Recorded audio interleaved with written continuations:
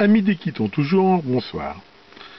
Ce soir, comme je vous l'avais promis dans ma dernière vidéo QDN, je vous montre ce petit kit que j'avais acheté sur eBay pour quelques euros, qui est celui qui permet de simuler un peu les lumières d'une voiture de police.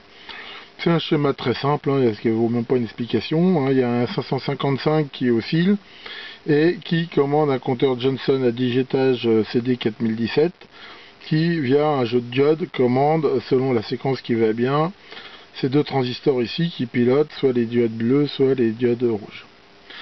La qualité est pas mal, c'est un circuit bakélite, hein, par contre c'est pas de l'époxy, qui est pas mal conçu dans le sens où vous voyez ici cette petite rangée de trous. Ça permet éventuellement de détacher facilement les panneaux de LED, et il y a même des pastilles, on voit ici, qui sont prévues pour pouvoir mettre des fils. Donc ça veut dire que si on veut par exemple séparer la commande de l'affichage, on peut le faire simplement. Donc c'est très facile à monter, hein, il suffit de suivre la sérigraphie. Bon, c'est pas livré avec des supports, moi j'en ai mis.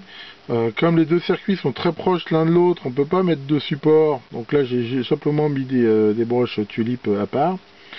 Et j'ai mis aussi les transistors sur support, mais enfin ça à la limite c'est pas obligatoire.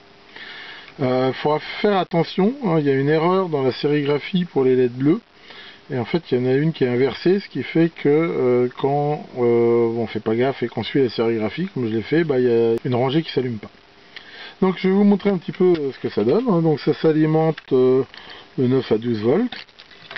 Donc ici, je l'alimente en 12 volts. Voilà. Donc là, par contre, il n'y a pas de protection contre l'inversion de polarité, donc il faut faire relativement attention à pas se gourer. Donc le fil rouge sur le bouton rouge. Fil noir sur le bouton noir. Et voilà, comme on peut voir ici, ça éclaire très fort, hein, c'est des LED haute luminosité, puis bon, comme il y en a des 12 de chaque côté, on voit c'est pas mal, ça simule pas mal. Alors pour info, donc on peut régler la fréquence.